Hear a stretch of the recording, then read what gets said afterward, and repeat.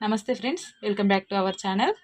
నిన్నటి వరకు మనం లాస్ట్ వీడియోలో బ్యాక్ పార్ట్ కటింగ్ ఎలా చేసుకోవాలో చూసాం కదా. అంటే మనం సైజ్ బ్లౌజ్ ఆధారంగా బ్యాక్ పార్ట్ కటింగ్ చూసాం కదా. ఈరోజు బ్యాక్ పార్ట్ ఆధారంగా హ్యాండ్ కటింగ్ ఎట్లాగో చూద్దాము. హ్యాండ్ ఎలా మార్కింగ్ చేసుకోవాలి, ఎలా కట్ చేసుకోవాలి అనేది చూద్దాం బ్యాక్ పార్ట్ ఆధారంగా. ఇప్పుడు మనం ఏం చేయాలంటే బ్యాక్ పార్ట్ మనం హ్యాండ్ కర్వ్ తీసుకున్నాం కదా, హ్యాండ్ కర్వ్ అంటే ఆర్మ్ రౌండ్ తీసుకున్నాం కదా. ఈ ఆర్మ్ రౌండ్ అనేది ఇక్కడ ఈ షోల్డర్ దగ్గర నుంచి, షోల్డర్ మార్క్ ఈ దగ్గర నుంచి ఈ చివర ఖర్చు వరకు ఎంత వచ్చిందో ఇది కొలుచుకోవాలి మనం ఫస్ట్. ఇక ఇక్కడ నుంచి ఇక్కడ పెట్టి ఇక్కడ నుంచి ఇక్కడ చూసారు కదా షోల్డర్ మార్కింగ్ ఉంది కదా, ఎడ్జ్ ఖర్చు కోసం వేసిన మార్కింగ్ ఇక్కడ నుంచి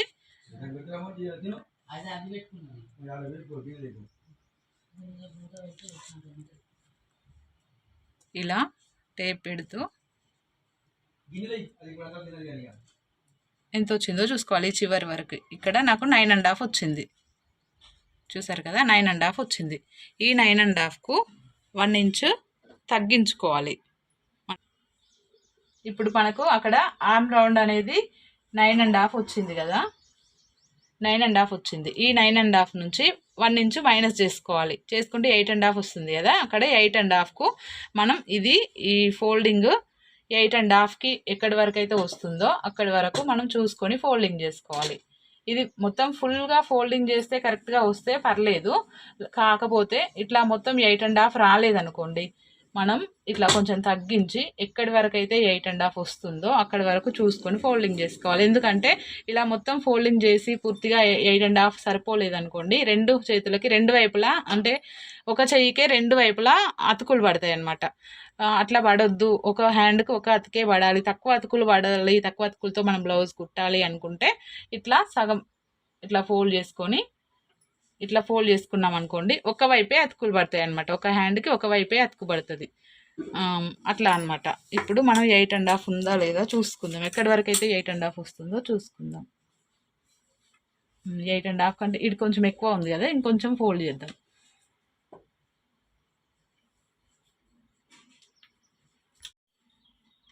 ఇప్పుడు నేను ఇట్లా సగానికి ఫోల్డింగ్ చేసుకున్నాను. 8.5 కదా నాకు కావాల్సింది. సగానికి ఫోల్డ్ చేసుకుంటే వస్తుందా రాదా చూద్దాము. చూడండి, కరెక్ట్గా 8.5 వచ్చింది.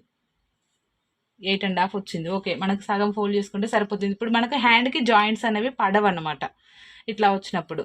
ఇలా కాకుండా ఇట్లా ఇప్పుడు 8.5 సరిపోయింది కాబట్టి ఓకే. ఇంకా ఎక్కువ ఉందనుకోండి, ఇట్లా ఇట్లా ఫోల్డ్ చేయాల్సి వస్తుంది అనమాట. ఇట్లా జరిపి ఇందాక నేను చూపెట్టినట్టు ఫోల్డ్ చేయాల్సి వస్తుంది. ఓకేనా. ఇప్పుడు 8.5 కరెక్ట్గా వచ్చింది కాబట్టి ఇప్పుడు మనం ఏం చేయాలంటే ఇక్కడ ఎడ్జెస్ అనేవి కరెక్ట్గా ఉన్నాయా, హెచ్చు తగ్గులు అదే ఈ ఎడ్జెస్ అనేది కరెక్ట్గా ఉన్నాయా లేదా చూసుకొని ఏమైనా హెచ్చు తగ్గులు ఉంటే దీన్ని కట్ చేసుకోవాలన్నమాట. చూడండి, కొంచెం ఇట్లా ఉన్నాయి క్రాసెస్ నాకు.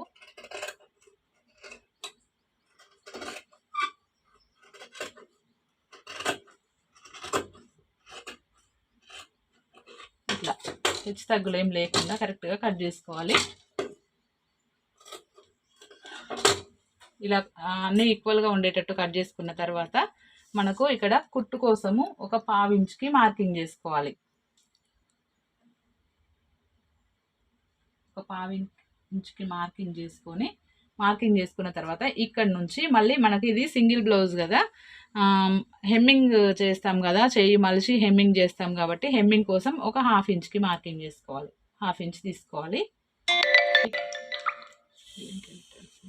ఈ 1/2 ఇంచు కుట్టు కోసం తీసుకొని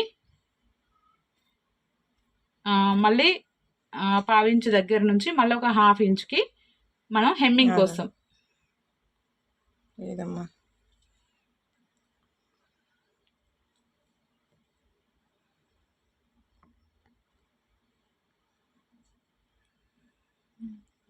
లేదా ఆపినా వీడియో ఆపకపోయినా. కుట్టు కోసము 1/2 ఇంచు హెమ్మింగ్ పట్టీ కోసం మార్కింగ్ చేసుకున్నాను కదా. ఇప్పుడు ఇక్కడ నుంచి హ్యాండ్ పొడవుకు మార్కింగ్ చేసుకోవాలి. హ్యాండ్ పొడవు ఎలా తీసుకోవాలంటే మనం బ్లౌజ్ మెజర్మెంట్తో తీసుకుంటున్నాం కాబట్టి బ్లౌజ్ని ఇలా రివర్స్ తీసుకొని ఈ ఖర్చులు ఉన్నాయి కదా, చూడండి ఈ ఖర్చు ఉంది కదా, ఖర్చులతో కలిపి ఖర్చుని ఇలా ఇలా ఇటు ఫోల్డింగ్ చేసుకొని హ్యాండ్ని మిడిల్కి ఇట్లా అనుకొని ఈ ఖర్చు ఇటు ఫోల్డ్ చేసుకున్నాం కదా, ఈ ఖర్చులతో కలిపి మనం మార్కింగ్ చేసుకోవాలి. ఇక్కడ నుంచి ఈ 1/2 ఇంచుకి తీసుకున్నాం కదా, ఆ మార్కింగ్ దగ్గర నుంచి ఇది ఎంతవరకు ఉందో ఇక్కడ మార్కింగ్ చేసుకోవాలి. ఖర్చులతో కలిపి మార్కింగ్ చేసుకోవాలన్నమాట. ఖర్చు ఎక్కడి వరకు వచ్చిందో అక్కడి వరకు ఇలా మార్కింగ్ చేసుకున్నాం కదా. ఇప్పుడు ఇది ఎంత వచ్చిందో చూసుకుందాం.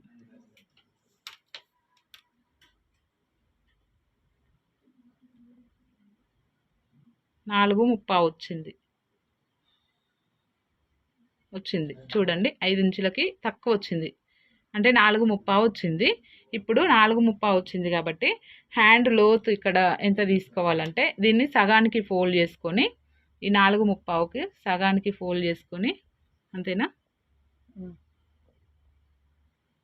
ఇక్కడికి మనకు 4:30 రెండో లైన్ దగ్గరికి వచ్చింది కాబట్టి ఇక్కడికి ఫోల్డ్ చేసుకుంటే ఇది ఎంత వస్తుందో చూసుకొని ఈ మార్కింగ్కి మనం 2:15 వచ్చింది, 2:15కు కొంచెం ఎక్కువ వచ్చింది.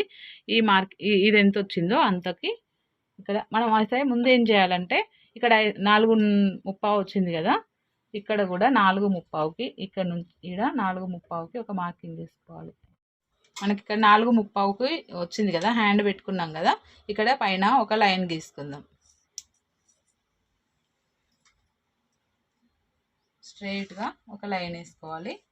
లైన్ గీసుకున్న తర్వాత ఇప్పుడు 4:30 కదా, ఈ 4:30కు సగానికి ఫోల్డ్ చేసుకొని ఇలా సగానికి ఫోల్డ్ చేసుకుంటే ఎంత వస్తుందో అంత మనం ఇక్కడ హ్యాండ్ లోతు తీసుకోవాలి. ఇది షార్ట్ హ్యాండ్ కాబట్టి, అదే హ్యాండ్ 6 ఇంచులు కానీ లేదంటే అంతకంటే ఎక్కువ కానీ ఉందనుకోండి, ఇక్కడ హ్యాండ్ లోతు అనేది మనం 3 ఇంచులు తీసుకుంటే సరిపోతుంది. ఇప్పుడు ఎందుకంటే ఇప్పుడు ఇక్కడ ఆర్మ్ రౌండ్ ఎంత వచ్చిందో దాన్ని ఇక్కడ లూజ్ని బేస్ చేసుకొని నడుము లూజు 30-32 ఉంది కాబట్టి అది అలా తీసుకోవాలి. 3 ఇంచులు 33, 34, 35 అట్లా ఎక్కువ ఉంది అంటే 3:15 ఇంచులు తీసుకోవాలి. ఇప్పుడు ఇది 30 ఇంచులు 30.5 కాబట్టి 32 వరకు కూడా 3 ఇంచులు తీసుకోవచ్చు.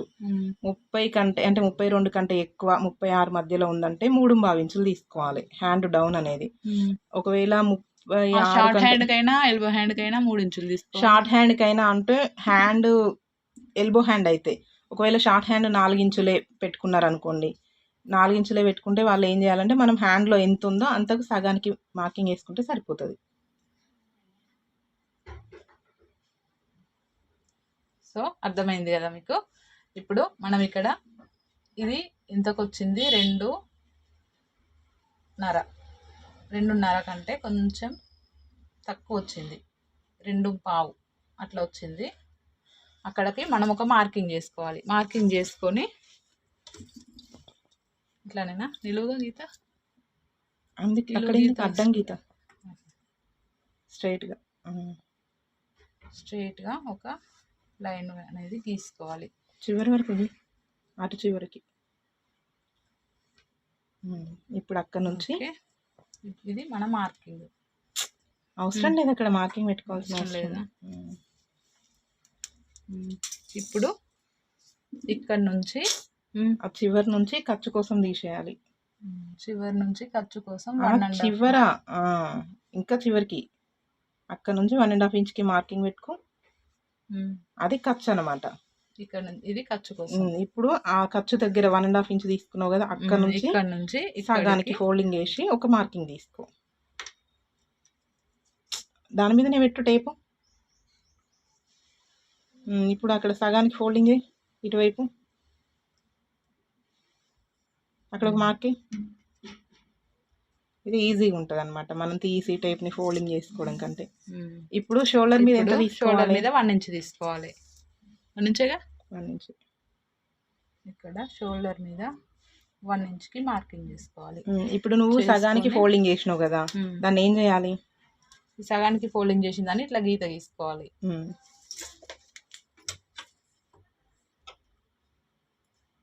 ఇక్కడ నుంచి ఒక లైన్ గీసుకోవాలి. గీసుకున్న తర్వాత దానికి ఆ గీసిన దగ్గర నుంచి ఏం చేయాలి? ఆర్మ్ లోతు అంటే చంక లోతు తీసుకోవాలి మనం. హ్యాండ్ లోతు, హ్యాండ్ లోతు 1.5 ఇంచ్కి. 1.5 ఇంచ్ ఎందుకు తీసుకోవాలి? 1.5 ఇంచ్ ఎందుకు తీసుకోవాలంటే అక్కడ మనం ఆర్మ్ కర్వ్ దగ్గర 1.5 ఇంచ్ తీసుకున్నాం కదా, కట్ చేసే బ్యాక్ పార్ట్ కట్ చేసేటప్పుడు ఆర్మ్ కర్వ్ దగ్గర 1.5 తీసుకున్నాం కాబట్టి ఇక్కడ కూడా 1.5 తీసుకోవాలి కరెక్ట్గా.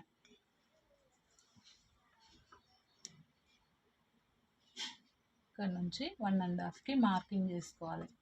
మార్కింగ్ చేసుకొని ఒక గీత గీసుకొని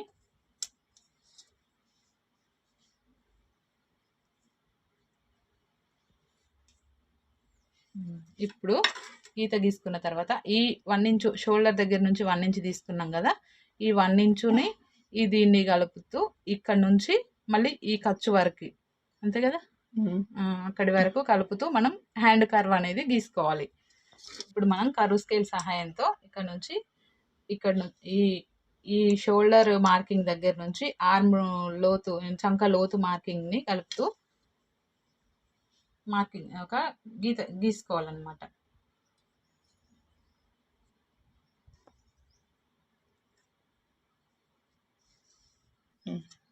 ఇప్పుడు ఇట్లా గీసుకున్నాం కదా, ఈ షోల్డర్ మార్కింగ్ని, ఆర్మ్ డౌన్ మార్కింగ్ని, చంక లోతు మార్కింగ్ని కలిపి గీసుకున్నాం కదా.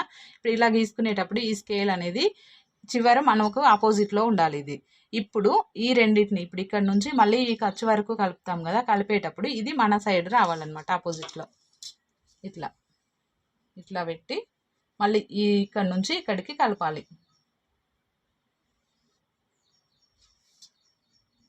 చూడండి వచ్చింది కదా. ఇప్పుడు ఇది ఇక్కడ నుంచి ఖర్చు దగ్గర నుంచి కిందికి ఒక లైన్ గీసుకొని ఇప్పుడు కటింగే కదా. ఇప్పుడు ఇక్కడ ఫ్రంట్ లోతు ఇక్కడ నుంచి కిందికా, ఇక్కడ నుంచి 1/2 ఇంచ్ కిందికి, ఇక్కడ నుంచి ఇప్పుడు ఇక్కడ మనం కర్వ్ తీసుకున్న దగ్గర నుంచి 1/2 ఇంచ్ కిందికి మార్కింగ్ చేసుకొని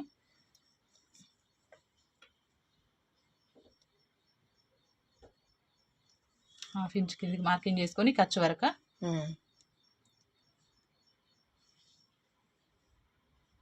ఓకేనా. ఇక్కడ నుంచి మళ్ళీ దీన్ని కలుపు.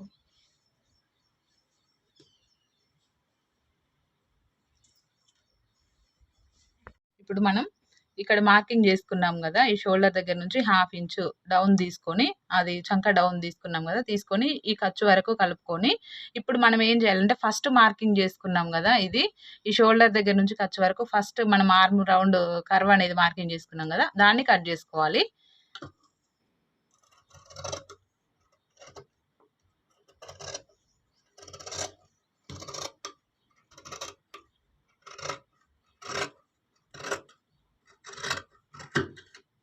ఇప్పుడు ఫ్రంట్ పార్ట్ లోత్ అనేది పెట్టుకోవాలి.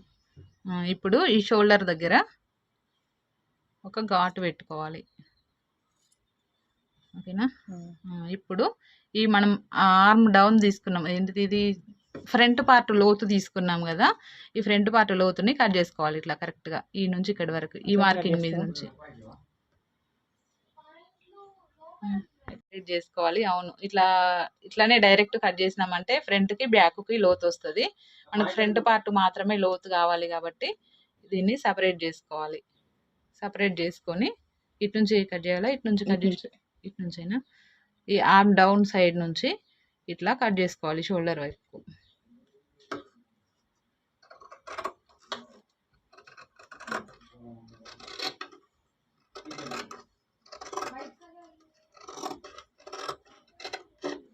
ఓకే, అక్కడ ఒక ఘాటు పెట్టుకో. ఇక్కడ మిడిల్లో చిన్నగా ఒక ఘాటు, ఎందుకంటే ఇది ఫ్రంట్ పార్ట్ అని ఏర్పాటు కోసం, అంతేనా. Perfect hand cutting. Okay, hand curve ఎట్లా వచ్చిందో అడుగుదాము. చెప్పు, హ్యాండ్ కర్వ్ ఎట్లా వచ్చింది? వచ్చింది, మంచిగా వచ్చింది. మనం చూసుకోవాలన్నమాట, ఇట్లా పెట్టి చూసుకుంటే మనకు బ్యాక్ పార్ట్కి ఫ్రంట్ పార్ట్కి డిఫరెన్స్ అనేది తెలుస్తుంది. ఓకే, చూస్తున్నారు కదా, ఫ్రంట్ వైపు ఇది ఫ్రంట్ పార్ట్, ఈ సైడ్ ఉన్నది బ్యాక్ పార్ట్ అనమాట. ఎప్పుడైనా సరే మనం రెండు కలిపి ఉన్నప్పుడు హ్యాండ్ లోత్ అనేది తీసామనుకోండి, బ్యాక్ లేయర్ కూడా వచ్చేస్తుంది. ఒకవేళ ఒక్క లేయర్ వచ్చినా సరే హ్యాండ్ అనేది పాడైపోతుంది. కాబట్టి ఇలా సపరేట్ చేసుకొని కట్ చేసుకోవాలి ఎప్పుడైనా.